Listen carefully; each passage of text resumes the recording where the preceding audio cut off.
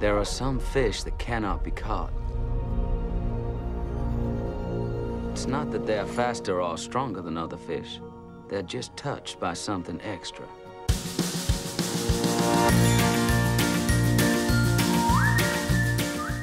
Hi there, and welcome to Baseball by Design. I am SportsLogos.net minor league baseball correspondent Paul Caputo, broadcasting live, as always, from the International Sunday Helmet Hall of Fame in my basement in Fort Collins, Colorado. Today we're going to be talking about the Welland Jackfish, who play in Welland, Ontario, Canada. Later on in this episode, I'll be speaking with Ranger Amy Burnett about the northern pike, and of course, Dan Simon will be here with one of his Studio Simon stumpers. Right now, I am so pleased to have on the podcast Ryan Harrison, who is the president and director of fun for the Welland Jackfish. Ryan, hello, how you doing? Great. How are you doing? I'm doing really well. This is the second Canadian team that I have featured on Baseball by Design. We covered the Vancouver Canadians, and that was fun. So I'm gonna jump right in. Welland is in Ontario. It's very close to Niagara Falls. Obviously, you're on the river there. What is a jackfish? So, Jackfish is actually a nickname for northern pike, which is native to the Welland River here in Welland. So when we were coming up with our name, we had all kinds of stuff. We did a name team contest. We had like Trail Raiders. We had a lot of people that wanted us to be the Pirates because this actual stadium we're in right now was built for the Welland Pirates, the single A affiliate for Pittsburgh back in '89. Um, Obviously, we didn't want to be the Pirates because you know how trademarks work and all that kind of fun stuff. So we kind of discarded that. But we it's actually a funny story of how the name kind of came to be with my brother and I in my parents' backyard. Actually, how we kind of came up with it. So um, we're uh, we're racking our brains. We really didn't have a lot of ideas, and we're sitting in my parents' backyard, actually having a nice cold Bud Light. Mhm. And we're sitting there going, what's we got to think of a name here. We haven't got anything that's real great. And so we're thinking, we look up, animals that are native to Niagara or Welland or whatever, stuff like that. And he said, oh, the northern pike is, fish. Oh, sorry, there's a walleye, which is already a walleye team in hockey and stuff like that. So um, we said, he said the northern pike. I'm like, well, we can't do the Welland northern pike. That doesn't really work. And so I just looked up a nickname for northern pike, and voila, jackfish. Which is we were like, no one else is going to have this. It's going to be unique. And we're going to get that question, what is a jackfish, which is perfect because it'll pique people's interest, right? So, and then obviously we want to do something kind of unique with colors. So we went with a kind of a bright green and navy, which no one else in our league had, and actually not a lot of sports teams have in general. And that's kind of where it took off. Luckily enough, someone did happen to put a jackfish entry in our name the team contest. So we did end up picking that person, obviously. Thank goodness. But that's the history of how we became the Welland Jackfish. You're tapping into something here that I have always believed, which is I am always deeply suspicious of name the team contests. So the fact that it was you and your brother in your backyard having a beer, Yeah. pretty much deciding on what the team was going to be called. I don't want to yuck anyone's yum here, but I'm pretty sure that most name the team contests are a little bit rigged, at least a little bit rigged. So, uh, I mean, I've done a few of them now, and for the most part, what you're looking for is an idea you haven't seen before, yeah. or something that piques interest, and you kind of latch onto that and keep going with that. At the end of the day, you want to come up with a brand that's going to be well liked by the fan base or whoever's in the Niagara region, especially for us. So yeah, you're gonna rig it a little bit to get kind of the result you want. So this league that you're in, the Intercounty Baseball League, it's been around since 1919. This franchise has been around for a couple of decades. It has been in Welland as the Jackfish for about 5 years. So you've got a little bit of brand equity now. I mean, this team has some staying power. Yeah, so we kind of only observe our history from when we first started here in 2019. Everything Okay. before that was a totally different team, Hmm. in our opinion. So we came down here. It was the same ownership group, but everything changed. All the branding, everything, even how we operated changed. Everything changed. So Um, we have a strong brand, I think, between the professional, obviously looking mascot to the colors and everything into that. We're trying to be as unique as possible. I mean, people have done fish before, don't get me wrong, but especially at our park here, we try to really capitalize on that fish theme. I mean, our concession stand is called the bait shop. Our merchandise store is the tackle box. We're actually building a party deck. We're calling it the barge, the party barge. We have a VIP suite called the dock. So it all kind of goes hand in hand in everything we do. And it's well loved by our community. It fits with the area, obviously with the Welland River going through and all that kind of stuff. So yeah, it's been great for us. Merchandise sales have been excellent since we started, and we'll continue to grow. I mentioned that Welland is near Niagara Falls, not far from the Niagara River. Of course, you're right up there by the Great Lakes as well, between Lake Erie and Lake Ontario, and then of course Lake Huron is not that far from you there. So I'm I'm I'm curious to know in terms of the northern pike. I don't know anything about the northern pike. Do they live in the rivers? Do they live in the lakes? Is that how are they native to that part of the world? So I mean, you can find northern pike really probably anywhere. Uh-huh. It's just a plenty in the Welland River. A lot of northern pike fishing. I mean, they're in the lakes too as well, obviously. But we kind of just again, there's pike, there's walleye, there's all kinds of different fish. We kind of just zeroed in on the pike, and really only because it had a cool nickname. We could have been the Welland walleye and have a little bit of alliteration there, but Toledo already has that locked up. So even though it's a different sport, we wanted something completely different, completely unique that no one else would Hmm. have thought up or anything. I mean, there's lots of teams of fish. You got the Kenosha Kingfish. You got if you want to, what's it, Dub Sea fish sticks. I mean, Right, there's right. there's lots of different teams of fish in their name. But ours is no one else has Jackfish, so we're happy, obviously, with that. Yeah. That goes hand in hand what we do here. I mean, we're trying to be as unique as possible. Canada doesn't really, Ontario, I should say, doesn't have anything like this, like what we're trying to push. Very minor league based like entertainment. And we've taken a little page. We don't copy them or anything like that. We've taken a little bit of the ideology from, let's say, the Savannah Bananas, just trying to be completely different, and almost with the baseball secondary here. And that's what we push at the entertainment package. We say in the office, we're a baseball team, but that's not what we do. We're very much entertainment as well, right? So It's funny. Out in Manitoba, obviously, you've got the Winnipeg Gold Eyes, which is a baseball team. yeah. I'm sure there are some people listening right now. I have heard from some people that they found this podcast because I had a very brief appearance on a podcast called Stop Podcasting Yourself, which is two Canadian comedians out in Vancouver. I was on there, like they do like a listener show every year, where they have like 20 people on for like 5 minutes. And so I was on there and they were talking about my Helmet Sunday collection and I was wearing some Vancouver Canadian stuff. And we got to talking about minor league baseball logos because that's what I do. And they allowed me to mention the name of the podcast, which I think sent some people here, out of curiosity to hear what it was about. But they were asking me, they were sort of quizzing me on different teams. And they asked, okay, who's in Winnipeg? And I said, oh, you've got the Winnipeg Gold Eyes, but I'm pretty sure that's a hockey team. And I have been living that down ever since. The fact that I called the Gold Eyes a hockey team instead of a baseball team, which they Yeah, actually are. And I think I must yeah, have been thinking of the Toledo Walleye, right, with because right. that obviously is a hockey team. So to the fans of the Winnipeg Gold Eyes, I apologize. Obviously not that close to you. That's out in Manitoba. You guys are in Ontario. Yeah. Um, but anyway, the Jackfish itself. One of the things that I noticed is you guys have a couple different versions of this logo. Um, Lots. We have lots of variations of this. Yes. a lot Too of many. variations of the logo. Too many, you say? How come too many? Too, too, we went a little crazy with it after year one and just got all kinds of different variations made up, and we Uh-huh. used it. We used them all in one way or another. We're actually working with a local company to pare that back and streamline our brand so it's not um, a million different kind of variations of the logo. So I mean, that's interesting because there are a lot of minor league teams right now who I feel like do have an awful lot of logos. But I've noticed, in the collection of logos that you have some that face left, where the fish is facing left, some where the fish is facing right, and then there's at least one where the fish is like head on.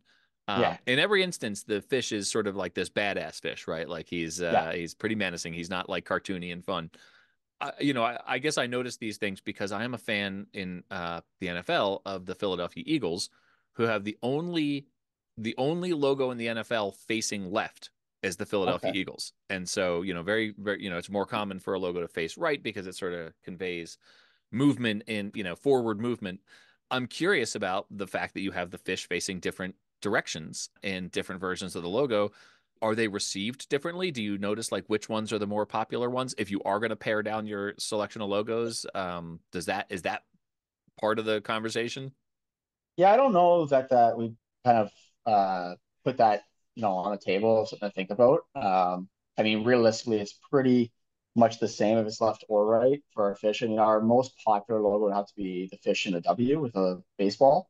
Hmm. It's definitely number one. That's on our hats, or well, it used to be. We changed our hats for the season, but it's that's definitely number one. But you talk about the menacing fish. Yeah, we actually came out with a kind of an alternate logo that's more what I would say fun and more captures our game day. So we have a fish. I don't know if you've seen it. We posted it online. It's a fish. People call it the pickle fish, but whatever. It is a fish holding a bat, wearing pit vipers, and a baseball cap on, and he's pointing like calling the shots. We call him the shot fish. Nice. So it's pretty. It's a lot of fun. Um, we put it out there just kind of like to just gain some social media traction, just saying yay or nay to this logo. And actually, a lot of people thought we were going to replace our primary logo with this.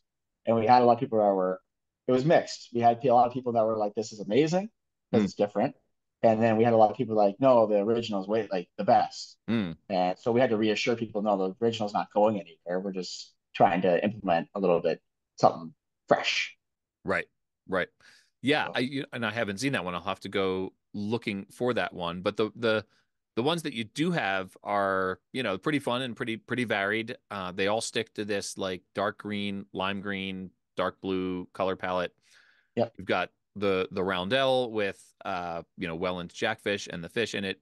You've got a letter J that looks like a fish hook, and yep. then you've got a W with the fish jumping out of the W, and all of those have the fish going, either right or left. The coming going left out of the W, going right in the primary logo, and then staring straight ahead with a baseball in its mouth.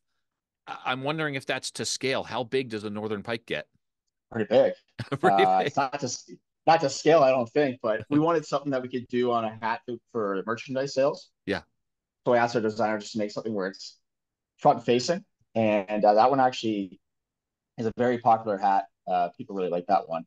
Okay. Um, and then we came up with another kind of cartoony guy where it's more for kids, but he's holding a bat on his shoulder and he's Hmm. facing right. Yeah. So we have a variation of that too. There's one where he's holding a bat. There's one where he's got a glove and ball in his hand.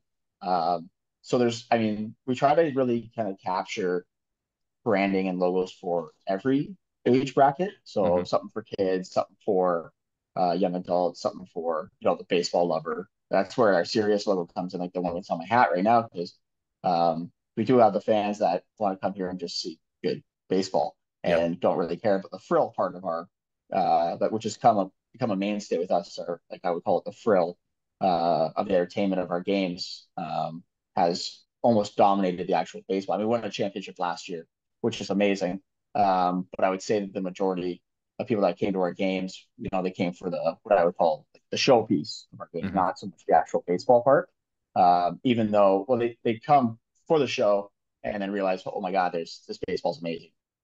Yeah, I mean, it's such a fun level of baseball, right? Like, and it's in so many ways, kind of pure. And I think that's what I think, so many fans of various levels of minor league, lowercase, not, I use the term minor league just to mean like all of the sort of not major league baseball. And if I'm talking about affiliated teams, then I use capital minor league. Otherwise, lowercase minor league baseball Yeah, teams. Yeah, I mean, I think that's what fans of the game are attracted to there. And then obviously, I mean, I saw the video on your website. I was checking that out before we talked, and you've got, fans on the field with inflatable donuts on them, having races and falling over and knocking each other over on the between inning activities. The family entertainment obviously is a huge part of it. Yeah, 100%. Like we do a crazy one, where if it's your first, this is pretty unique to us. I don't know anybody else that does something like this, but we have a segment. I think it's around the third inning where we find a fan it's their first game at we call it the pond here. That's the new name for the stadium, and we go down and we bring down a frozen jackfish, frozen Wow. northern pike, and we have them stand up. And the guy that brings down the northern pike is dressed in a full fisherman's gear, head to toe, yellow full fisherman's gear. Call him Fisherman Fred. He walks down. The person we pick goes down on one knee, and kisses the fish, and it's like getting screeched out east, but we call it getting hooked. Uh-huh. And then we give them a beer bat full of our house beer, which is called Pond Water Lager, Hmm. and they drink it right then and there, and it's a whole thing. And the fans get involved, and we got myself on the mic, and I say, uh, this individual wants to become part of the family. What do they got to do to become part of the family? And everybody chants "kiss the fish," and they kiss the fish, and it's a whole thing. It's pretty unique for us, and people absolutely love it. It looks like I mean, just like watching the video of all the activities you had and the fans enjoying the game. Like it actually, I mean, it looks like a really great environment for a ball game. You mentioned that the green was a color that you wanted to find that was not commonly used, and you don't see a ton of green. I think the color you see the least is purple. You just hardly see any purple in Yeah, minor league yeah, baseball branding. But yeah. I'm wondering in terms of the jackfish itself that if you found a northern pike that was actually that color, you would not want to eat it, I assume. No, I think that'd be radioactive, potentially. I mean, northern pikes do have like a browny green hue to them, but Mhm. um, yeah, not not fluorescent. At times, fluorescent Kelly green. That's for sure. You mentioned you have your owned beer there at the pond. I'm curious if you serve ice cream in little helmets with Jackfish logos on them. Not yet. Oh, We just actually ventured into logo nacho helmets, so we'll have that. all right. So there's that, but we haven't ventured into ice cream yet. We're actually working on expanding our concession stand. So down the line, maybe we might get you an ice cream helmet. That is near and dear to my heart. At last count, there are 463 ice cream helmets on the shelf out there behind me That's from different amazing. teams. So, That's so well, Ryan, this has been so much fun to discover this new team. I'm so glad to have found you and have gotten to talk about this awesome logo. It's a totally fun logo. This logo was created by FS Designs in Albuquerque, and so it's a really fun one, and I've enjoyed talking about it. And hey, I'm gonna try to find a way to get across the border again and see some more baseball. That would be my fourth ballpark in Canada because I've got the Canadians. I went to a Quebec Capital game, and way back when, pour one out, I went to a Montreal Expos game. So those are my three Canadian baseball games so far. So I would love to make Welland the fourth. we'd love to have you. We're a very tight knit fan base. So Nice. I mean, it's not a huge park, but it's it's unique. I'll give you that. Awesome. So Well, it's a great logo and it's a fun story. And where can people find you and your team and your online store online? yeah, so I've just generally our website is wellandjackfish.com. Our shop is easy. It's shop.wellandjackfish.com. If you want to find us on social media, it's just at wellandjackfish. Very easy. Fantastic. Thank you, Ryan. Best of luck in the upcoming season, and hopefully we'll see you at a ball game. Thanks so much.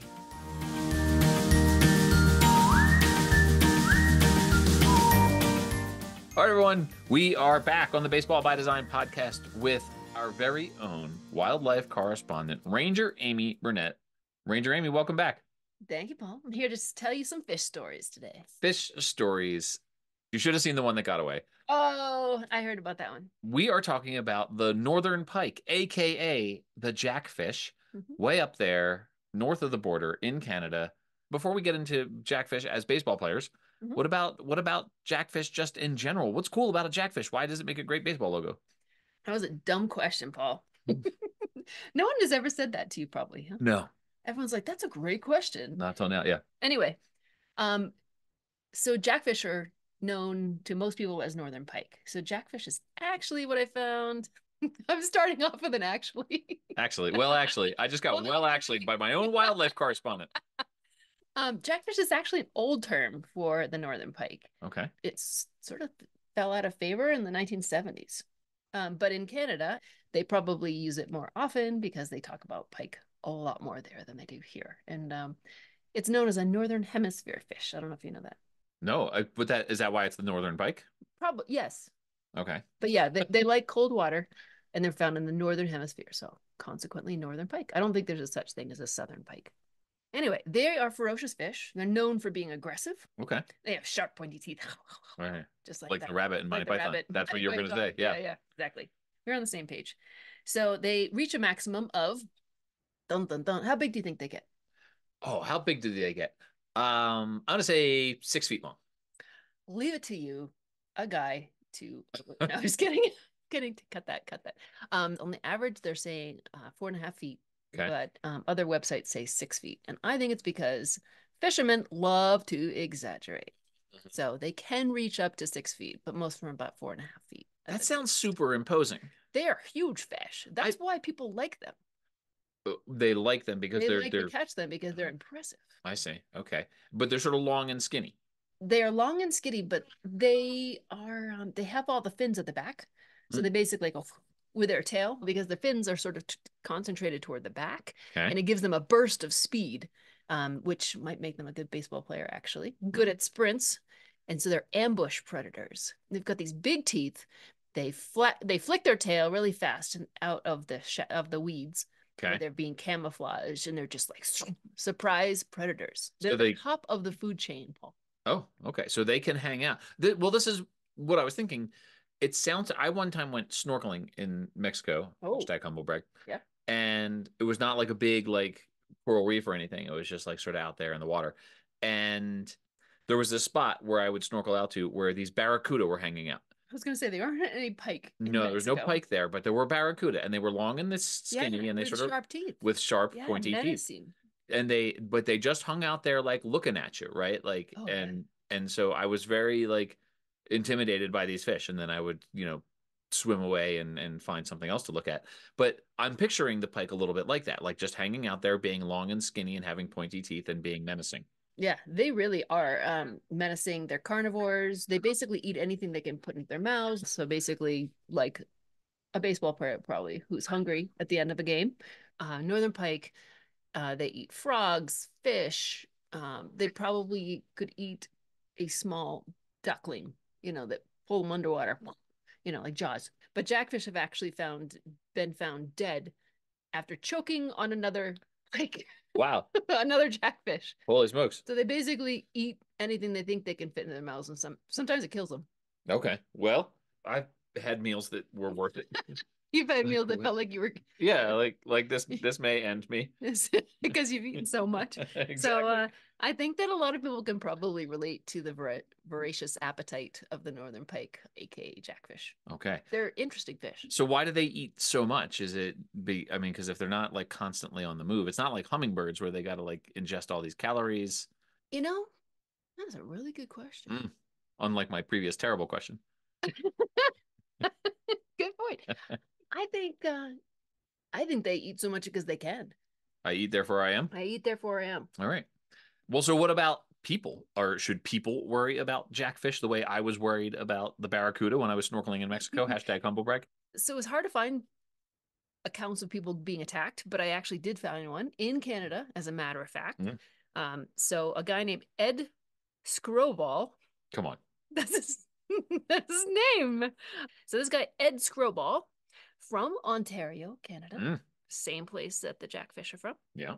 Was on a fishing trip in Manitoba, Canada. And he was attacked by a northern pike. And according to this guy, Ed, he and his friends were swimming off a dock. And it was about 5, 6 o'clock at night, lights going down, dun, dun, dun, dun. You can hear the Jaws theme playing in the background. Yep. And he decides to just drop in right next to the dock. Well, fish like to be underneath docks, right? So he goes in, he kind of brushes his arm one way and he brushes his arm the other way. And the third time he brushes his arm, something latched on between my wrist and my elbow and just shook it. And it sounded pretty scary. Yeah. And he's just like, whoa, what is that? And he said there was so much blood. It turns out whatever bit him nicked one of his veins. Oh my God. And he found out that it was a jackfish. Wow. He thought it was a snapping turtle, Blood was everywhere. He luckily didn't have to go to the hospital, but from the teeth marks that were pretty impressive, he found out that it was a jackfish that attacked him. The kind of interesting end to the story was that the next day, his friend, he went fishing, and his friend Al, and he was just like, I'm just going to try jigging. And sure enough, he pulls up a 40-inch pike. Wow. And he thinks it was the one that took a chunk out of his friend's arm. Retribution. But they let the fish go because that's what Canadians do. They're just polite and nice. So 40 inches is 3 feet and 4 inches, which is, for our Canadian friends, just over a meter. Just over a meter. Yeah. I'm so glad you could do that because I can't in my head. So that was a pretty big fish and definitely capable of that kind of a bite. This logo, the Welland Jackfish, the fish is, and this is something that we've seen in other minor league baseball teams who have fish-based logos. It's not a really, like, it's not a photorealistic color for this fish. This Welland Jackfish is like a lime green. Yeah. And it's not the color that like a jackfish is going to be necessarily. Right, because a jackfish would be camouflaged, an olive green color with little spots. Okay, so IRL, they're sort of more like sort of brownish green. Right. I can see why they'd want to make it lime green. At least they picked a color of green. I'm good with that. Yeah, similar in my mind to the Gwinnett Stripers, who are based on a bass, who have a lime green fish. Right. That is not supposed to be lime green. Not supposed to be, but that's okay. I'm all right with that. So we've talked a little bit about their sudden bursts of speed, their physical prowess, their pointy teeth. I'm not sure if the pointy teeth is going to help them. Well, I mean, why do you put lines under your eyes, right? To make yourself look mean. Maybe they just need to look mean. I think they put lines under their eyes to stop the glare from the sun. I don't think that's an intimidation thing. I thought it was to make them look mean. No, it's to reduce glare from the sun. Oh. Now I'm well actuallying you. How about that? So you said previously that one of their attributes that would make them a good baseball player is that they have sudden bursts of speed and that they are speedy. What does that mean? How fast are we actually talking? So they are pretty fast. As we've mentioned, they can have sudden bursts of speed because they're ambush predators. They can swim up to 10 miles an hour, which isn't super, super fast, but fast enough. If you think of the average human runs 8 miles an hour. 8 miles an hour. I mean, that's, 6 miles an hour is a 10-minute mile. So they're by human standards, not that fast, but maybe like by John Kruk standards, they're fast. And they only have to be, you don't have to be the fastest fish. You just have to be faster than the other fish to eat them. That's a good point. That's good. So if the other fish are going 7.5 miles an hour, they're a snack. You have to be faster. Okay. And I don't think that baseball players in general are really that fast over the long haul, but they're good sprinters. Okay. I did actually find out that the fastest baseball player in 2023 was actually my old Arizona Diamondbacks team. Well, they weren't really ever my Diamondbacks, but Corbin Carroll. I had no idea that Corbin Carroll was so speedy. He's a speedy guy. All right, who's going to win a fight? Okay, this is a 3-way fight. A lime green northern pike, a lime green bass, and the 3-eyed fish from The Simpsons. Third one doesn't count because it's not a real fish. You don't know that? I do, because I'm retrained. The first two, I would say the northern pike would definitely out ferocify. Totally, it is a word. Absolutely, 100%. A fish because they have the sharper teeth than the bass. Bass have sharp teeth, but they're really, really tiny. However, a big mouth bass, a large mouth bass rather, could swallow a small pike whole. So it just depends on the size of the pike, size of the bass, but overall, pound for pound, I would say a pike would rip apart a bass. So how about who would want to fight a northern pike versus a barracuda, understanding that they don't swim in the same waters, so like in brackish water? Ooh, barracuda. You think barracuda would win that? I think a jackfish would win that one. The jackfish sound like they're pretty... They are pretty ferocious. Yeah. I'm going to go with jackfish. Okay. Yeah, I'm going to go with the jackfish. All right, and last one. Who would win a fight, Iron Man or Batman? Speaking of two creatures that don't swim in the same water. Why would you ask me that? I do animals, not comics. Last, very important question. And I didn't We didn't talk about whether they serve jackfish at the ballpark. Didn't even think to ask that question, but are they good eating? Would you eat a jackfish? They are very good to eat. Oh A my lot goodness. of people love eating jackfish. Really? It's actually a really popular fish to eat in northern climes. So people brag about eating how good it tastes. So the only reason that walleye is preferred a little bit more over pike is that, well, two things. One, walleye bones are easier to pick out. They're bigger. And so it's not like considered a bonier fish. And then they freeze better. Mm. But if you're talking like you're down in the water, you have your pole in the water and you're gigging up some pike. Did you say gigging up some pike? Gigging up some pike. What does that mean? It just means you're taking your pole and jigging. Anyway, but fresh pike, it's very delicious. White flaky fish, really good eating. It's nutritious. And so that would be another good reason to have this as your mascot, because I think people generally like pike and they're fun to catch. They fight a little bit and then they might cut your line. Watch out for that because with those teeth. But otherwise, they're a lot of fun to catch and hold up in pictures, especially on those dating apps. You probably don't know anything about that, but as a woman, yeah, I've seen a lot of guys holding up fish. And guys, if you're listening, please don't put those on dating apps. That's all. Who would win a fight? A jackfish with a baseball bat or a walleye with a hockey stick? Well, jackfish versus. Or okay, who would win a fight? A jackfish or Wall-E the robot? Robot, because the jackfish's teeth can't get through metal. Ranger Amy Burnett, thank you for sitting through this outlandish line of questioning. People can find you on Twitter at Ranger Amy and on Instagram at The Real Ranger Amy. Yeah. We'll see you next time. Thanks for having me.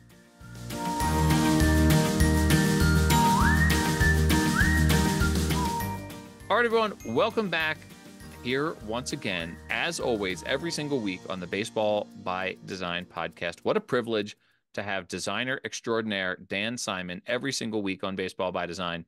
Dan, good morning. How are you doing? I am fantastic, Paul. Thank you for asking. Today's Stumper has particular meaning to me because the theme of it is something that just happened to me Wednesday night.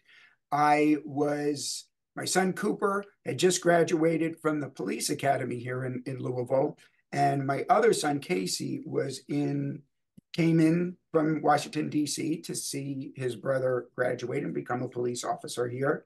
And on Wednesday night, we went out to dinner at Tony Boomba's. Actually, they'd shorten the name just to Boomba's, which is a pizza place and tap room here in Louisville.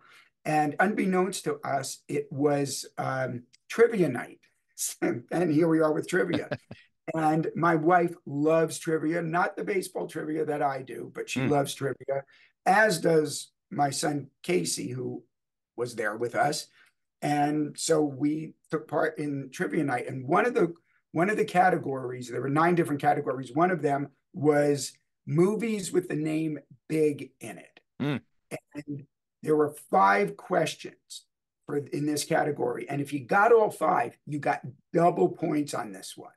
And we got 4 of the 5 really easily. Like one of them was like Big Trouble in Little China, I think, was one of them, and The Big Lebowski was one of them. Of course. So they were ones that were pretty easy for us. But then there What was about one. Big itself? Was Big one of them?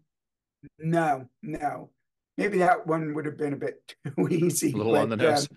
Right. But there was one, and the only clue given on this one was, and I don't remember the exact year, it was like I think 1990 or 1999, a 1999 Tim Burton film. That was it.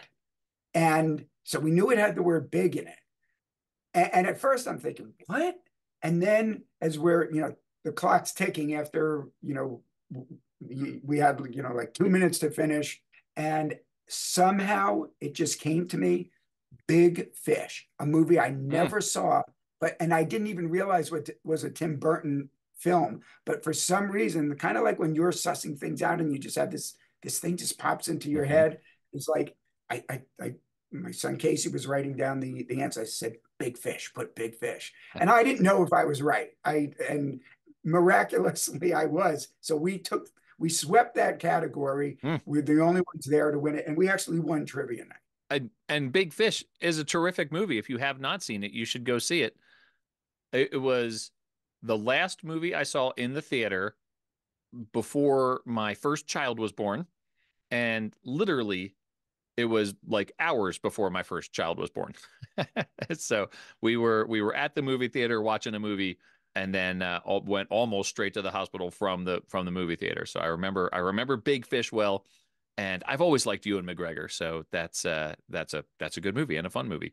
And Wow, so that's apropos for today's Welland Jackfish episode. okay. So that movie has special meaning to you as well. Today's episode is, as you just said, features the Welland Jackfish. Now, our Studio Simon Stumper today does not have anything to do with fish, but rather with Jack. So let's ask our Studio Simon Stumper today, which of these Jack team names was not that of an actual independent minor league baseball club?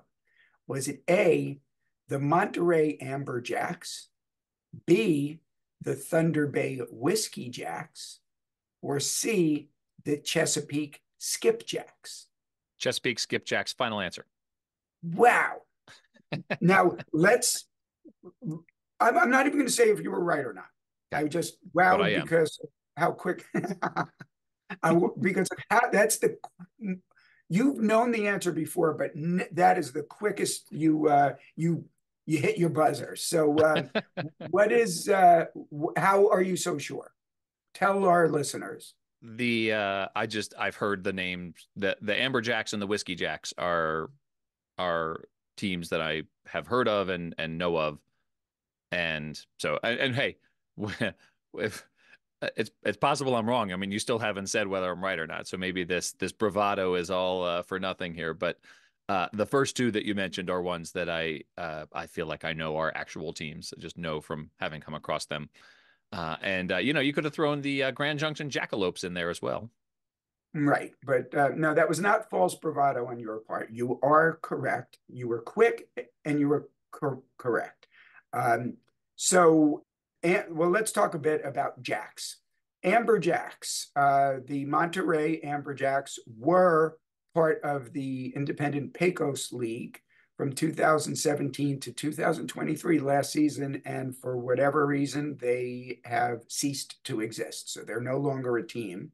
But Amberjacks have not ceased to exist. They are actually part of the Jackfish family. So the Welland Jackfish could be an Amberjack, although it's green, so maybe not. But anyway, there are actually many variations of Amberjacks and Jackfish, one of which is yellowtail, like the sushi, for any of you sushi lovers. Now, here's something I think is funny about the Pecos League. I think the name Monterey Amberjacks is a pretty good name, but they also have teams currently that include the Pecos Bills. Now, Pecos Bill was one of the potential answers for the Studio Simon Stumper about the Mudville Nine. And I'm a big fan of folk heroes and folklore and stuff like that. Pecos Bill is a folk hero. But they also have teams called the Austin Weirdos and the Vallejo Seaweed. I love both of those. So good for you, Pecos League. Whiskey Jacks. That is not a fish. Rather, it is a what, Paul? A Whiskey Jack is a bartender. Correct. Although that is not what this team chose to feature with their identity. They chose to feature another thing that's a Whiskey Jack, which is the colloquial term for the Canada jay. It's a bird. That Canada jay is commonly referred to as the gray jay. Because why is it referred to as the gray jay, Paul? Well, if noted bird enthusiast Ranger Amy were here, I would ask a friend, but I'm going to guess gray jay. Given bird names, it's more likely to me that gray is the name of a person rather than the name of a color. So I'm going to say there was a person named like Henrietta Gray or something who identified this species, and so it's called the gray jay rather than just because it's the color gray. Okay, well, you'll have to get Ranger Amy on because I have no idea. I was asking you to see if you knew. So the Thunder Bay Whiskey Jacks, which I think is actually one of the great minor league team names of all time, because Whiskey Jacks is a cool name and Thunder Bay is a cool name, and to have both of those in one team name, you can't do a lot better than that. So they were a founding member of the Northern League, and played in that league from 1993 through 1998, after which they were sold and moved to Schaumburg, Illinois, where they became what, Paul? The Boomers. What did they first become? Oh, no. I don't know. The Schaumburg Flyers. And the reason they're named the Flyers is because there's very, very little in Schaumburg, Illinois. It is a bedroom community of Chicago. There is a big mall there, so you could have been the Schaumburg Maulers, but their stadium is directly adjacent to a small airport, and that's why they named themselves the Flyers. The name Boomers comes from, you know what? Let's save that for a future episode of the Baseball by Design podcast. What say you about that, Paul? I love the idea. I also, in the absence of Ranger Amy, did a quick Google search here and learned that the gray jay was called the Canada jay, and then was the gray jay, and then they're going to, if they haven't already, change it back to the Canada jay. Wow, they just can't make up their mind in Canada, can they?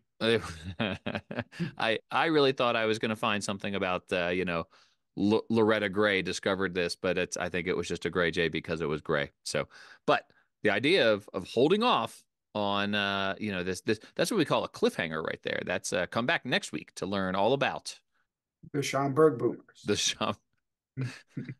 Okay, I was going to say the Canada jay. Oh yeah, we're kind of all over the place with this one. And speaking of which, let's get to the correct answer, which was the Chesapeake skipjacks. Now, you can actually find skipjacks in Chesapeake Bay, I guess. So skipjacks, it encompasses various fishes like tuna, mackerel, and herring, fish that leap above the surface of the water, like they're skipping on the water. That's why they're called skipjacks. Now, though there is no independent minor league team named the Chesapeake Skipjacks, there is a community college in Maryland whose athletic teams go by the name Skipjacks. So there are indeed Chesapeake Skipjacks, just not, and for all I know, they have a baseball team. So no, it's not even for all I know. I do know they have a baseball team. So there are the Chesapeake Skipjacks, just a college athletic program, not a minor league ball club.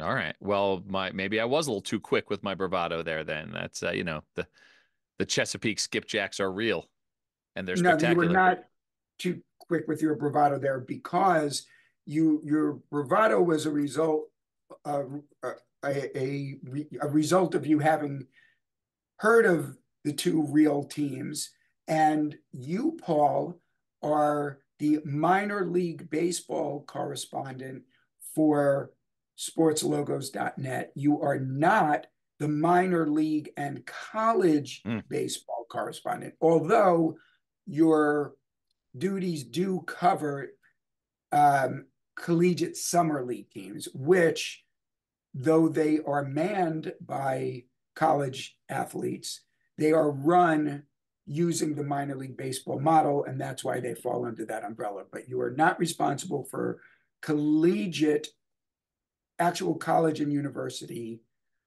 baseball branding reporting. So cut yourself some slack. Well, Dan, I appreciate you giving me that length of rope there. I appreciate that. We will see you next week on Studio Simon Stumpers. This has been so much fun. Everyone can follow Dan on Instagram at @studio_Simon.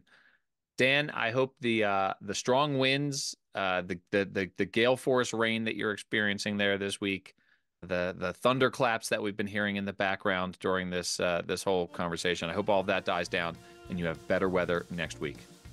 Yeah, something tells me we'll have completely different weather next week. All right, Dan, we'll see you next week. Bye-bye.